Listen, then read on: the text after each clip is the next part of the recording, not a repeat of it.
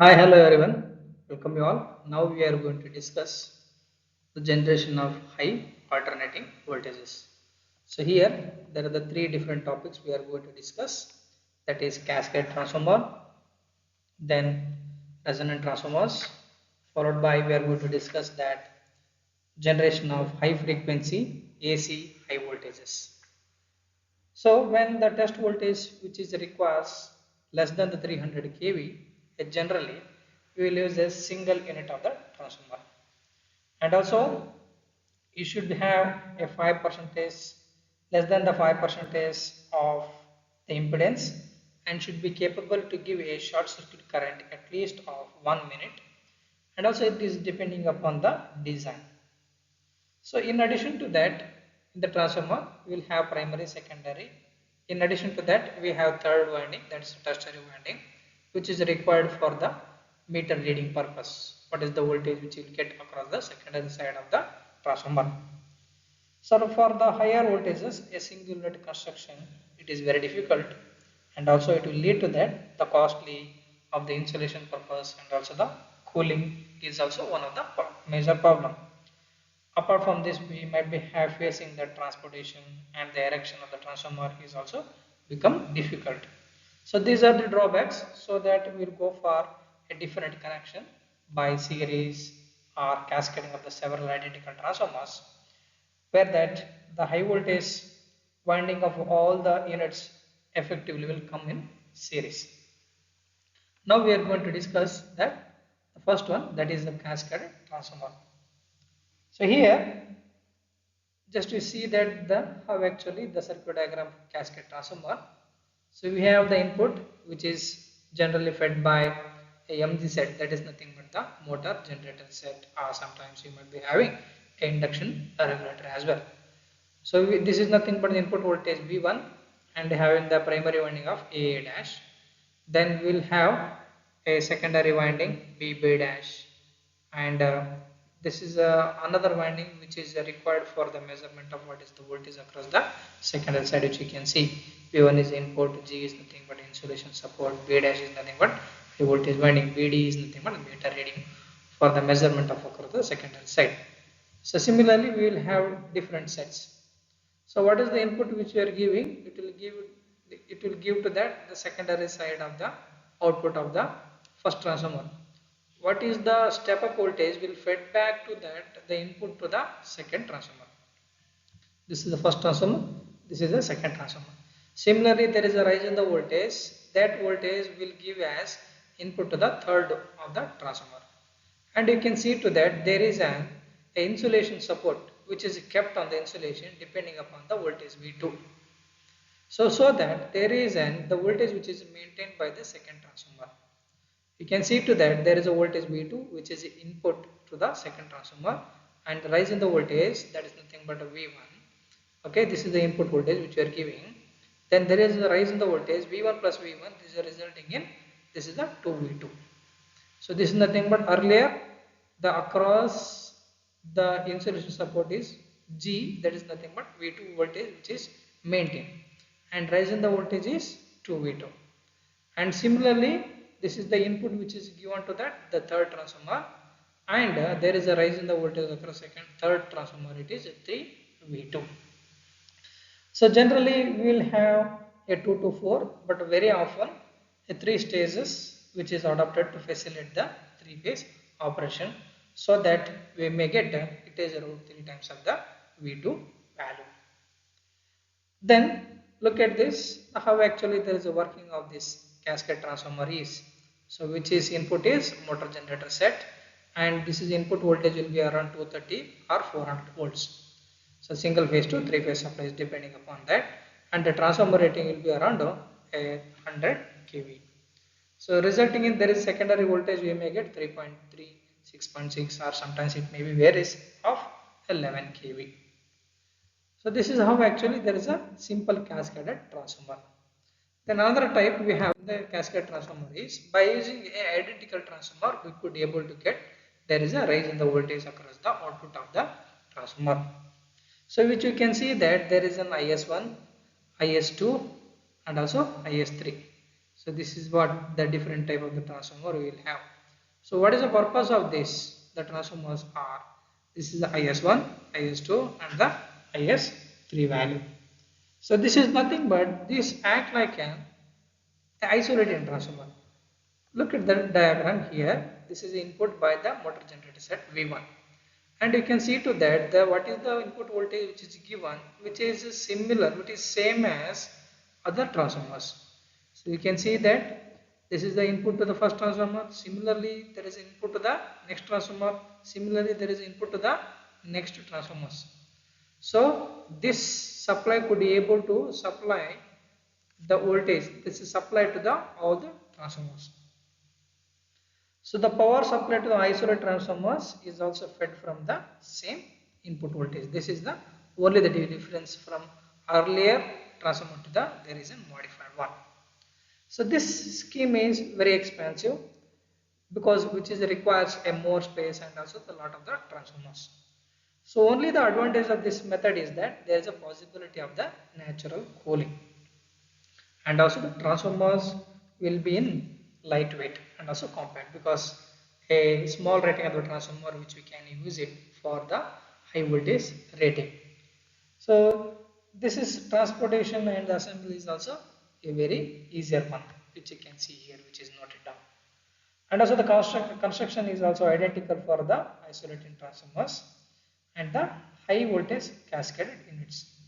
So there is a possibility of that a star and the delta connection is possible from this method.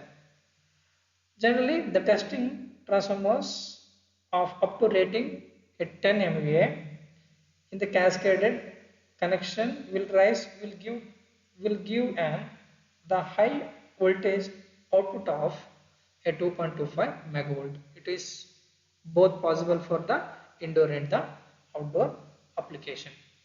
So here the only the limitation by this method is, so it required too much of the transformers and as it is not the reliable one, but the advantage is that identical transformer which is which we can use it for the rising the voltage.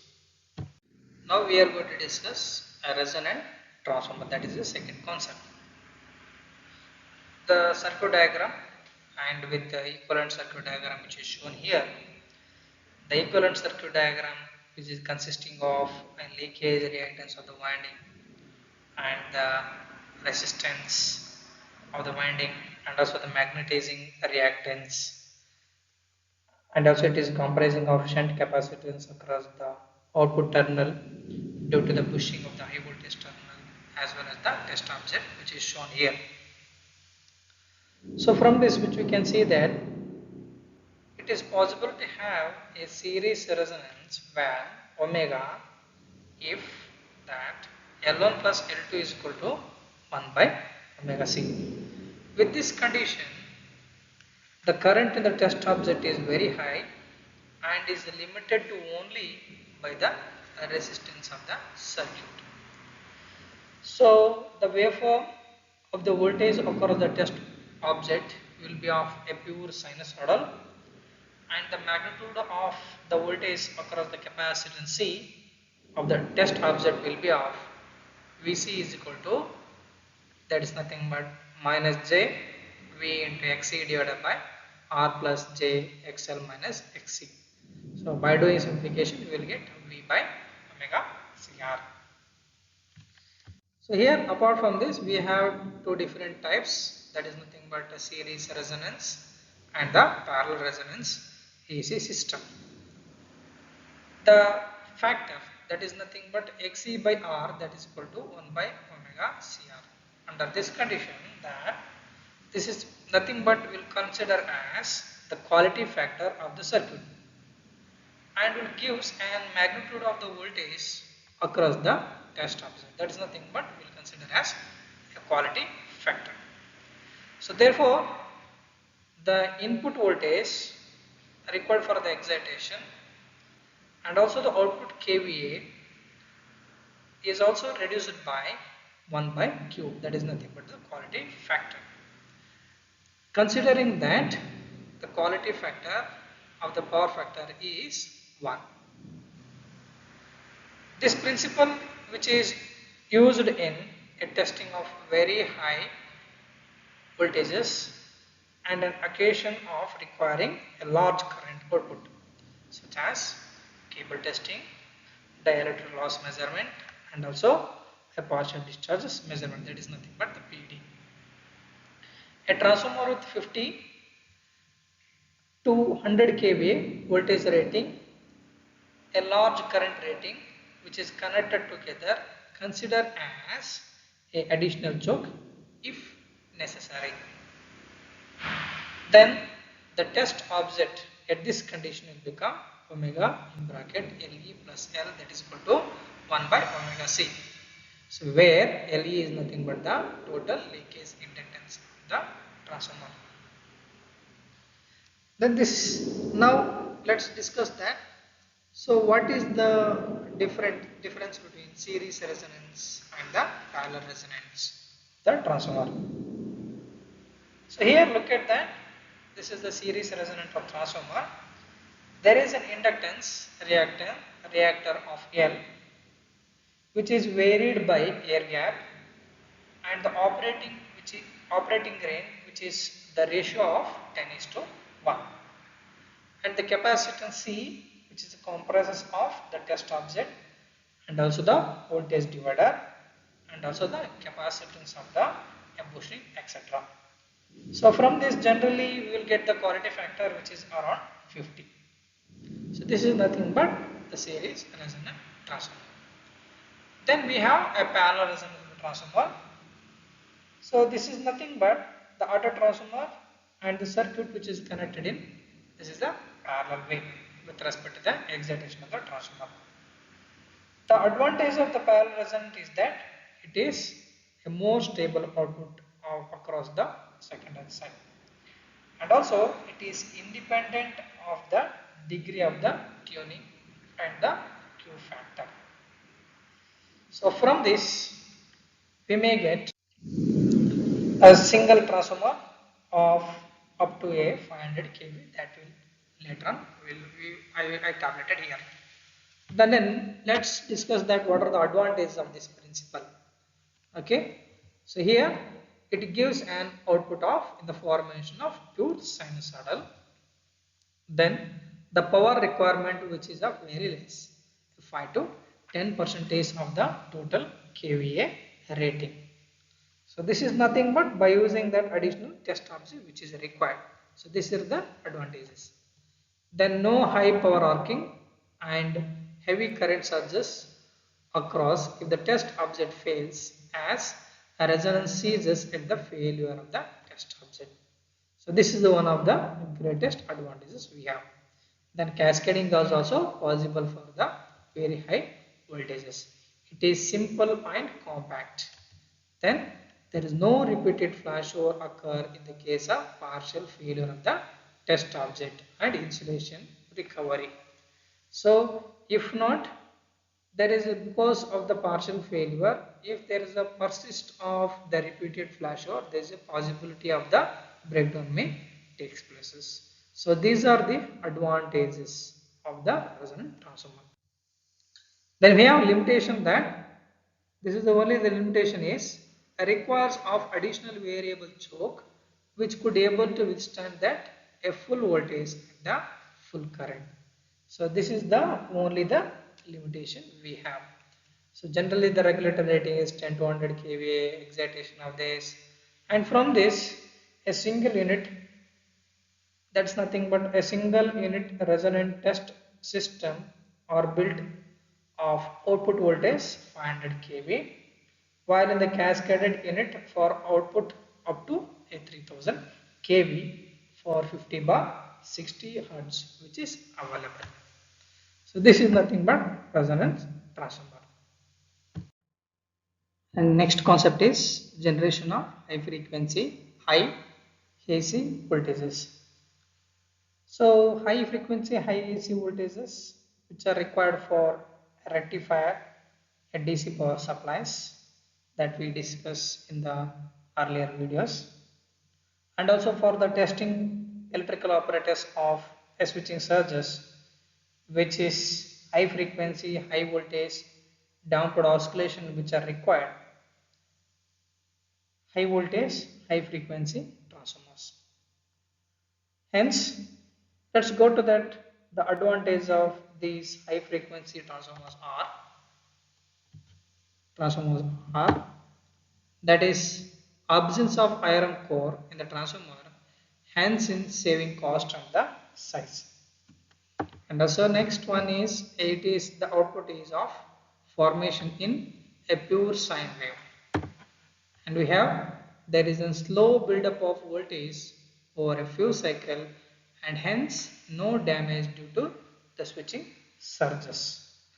And also we have one more advantage, that there is uniform distribution of the voltage across the winding coils due to subdivision of coil stack into number of the units. So commonly used high frequency resonant transformer is the Tesla coil. So this is the figure which I kept here. So which is nothing but it is doubly tuned a resonant circuit, which I will show it in the next slide. The primary voltage rating is around 10 kV, and the output which will get of 500 to 1000 kV. The primary, this is the equivalent circuit and the output waveform. So you can see that the primary which is fed by DC or the AC supply through the capacitance C1. This is the capacitance C1. And there is a spark gap connected across the primary, which is triggered at the desired voltage V1. So which induces high self-excitation in the secondary. That is nothing but with the help of the winding of the transformer L1, and there is a mutual inductance between the primary and the secondary is M, and considering that inductance of the secondary is L2. The primary and the secondary windings, which is considered as L1 and the L2, which are wound on the insulated former, with there is no core, that is nothing but we will consider it as an air core between these two, and these are everything is immersed in the oil. The windings are tuned to the frequency of a 10 to 100 kilohertz by the means of capacitance C1 and the this is the C2 and the C1, or C1 and the C2. The primary coil, which is wound on the insulated fiber tube of about 1 mm length, which in the form of cylindrical or helical windings, and consisting of very less number of the turns, or that is nothing but few turns. The secondary winding, which is kept away from the primary winding, this is nothing but it is spaced quite away from the primary winding on the concentric fiber or pyrex tube with few thousand turns. So compared to that, the primary, it having the more number of the turns. The whole assembly which is kept in oil tank under the pressure, with separate bushing which is taken out for the both primary and the secondary. The primary winding which is supplied through the high voltage capacitor, a rectifier in it, the rating of a 10 to F50 kV or more. The power rating of the transformer may be of a 10 kVA or more. Generally, the output voltage, that is nothing but V2, which is a function of L1, L2, C1, C2, and the mutual inductance EM. So usually the resistance, which is very small and contribute only for the damping of the oscillations. The analysis is done by considering that in a simple manner, neglecting the winding resistance.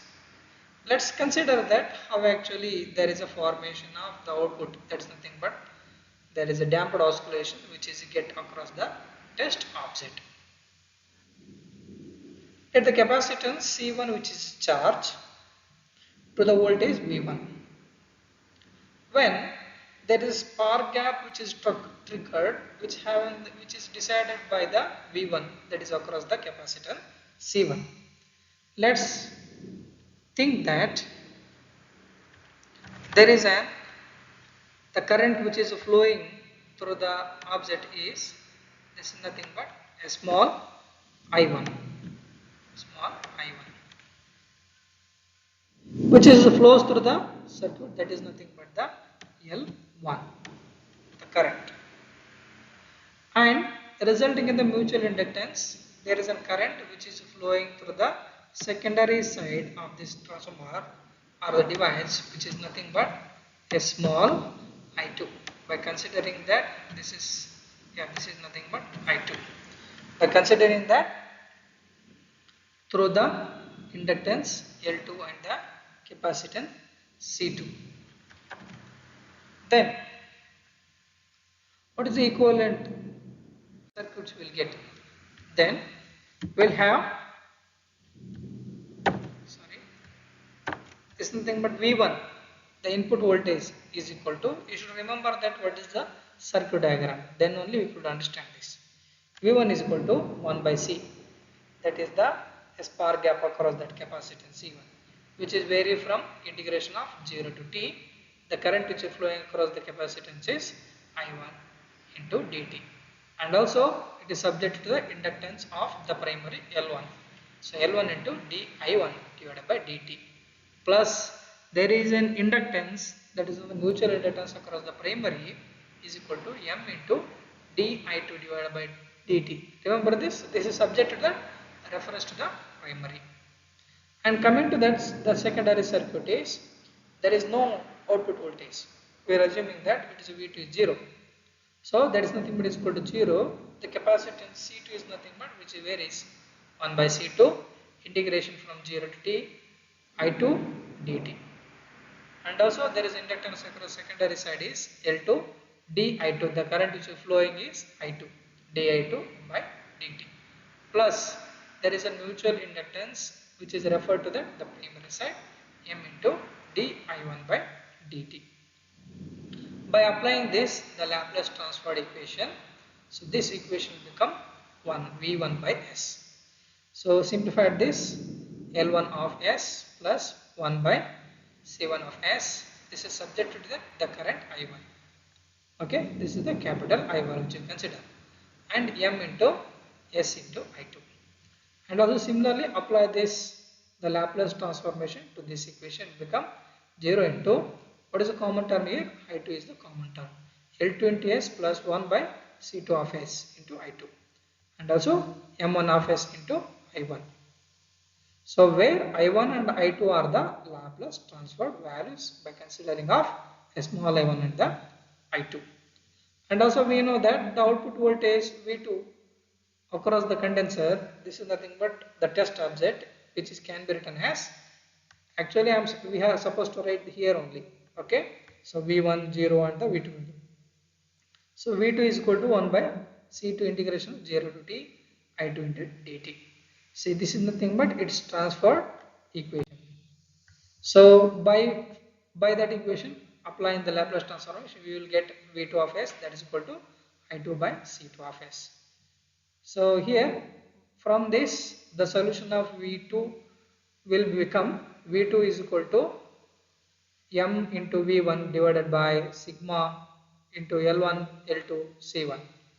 So that's nothing but 1 by a gamma 2 square minus gamma 1 square in bracket cos of gamma 1 t minus cos of gamma 2t.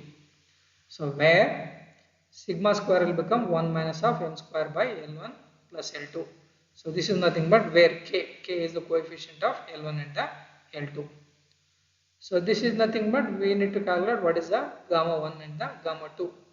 So this is nothing but 1 comma 2 is nothing but 1 is for the plus, another one is for the minus. That is equal to omega 1 square plus omega 2 square by 2 plus or minus in root of in bracket omega 1 square plus omega 2 square by 2 whole square minus omega 1 square omega 2 square.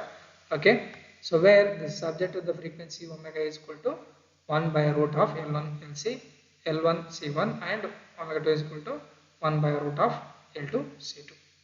So from that we will get the peak amplitude of the secondary side voltage will become, so the maximum output will become V2 maximum is equal to V1E a root of in root L2 by L1. So where E is nothing but 2 in root of in bracket 1 minus of sigma divided by root in bracket 1 plus A square minus 4 sigma A. So where A is nothing but L2 C2 by L1 C1, that is equal to W1 by W1 square by W2 square. So this is nothing but more simplified formulation of Testo coil, represented by considering that what is the energy stored which is across the primary will transfer to that the secondary. This is the capacitance C1 and the C2 via a magnetic coupling. So by considering that if W1 is the energy stored in the C1 and W2 is the energy stored in the C2, and the efficiency will become this. Okay, so we have to calculate there is a W1 is equal to half into sigma into there's nothing but the efficiency and C1 V1 square. So this is nothing but from which we can get V2 is equal to V1 in root of this is the efficiency C1 by C2. So this is nothing but from this the coefficient of a coupling is large, the oscillation frequency is less. For large value of the winding resistance and the K value, the waveform may become a unidirectional impulse.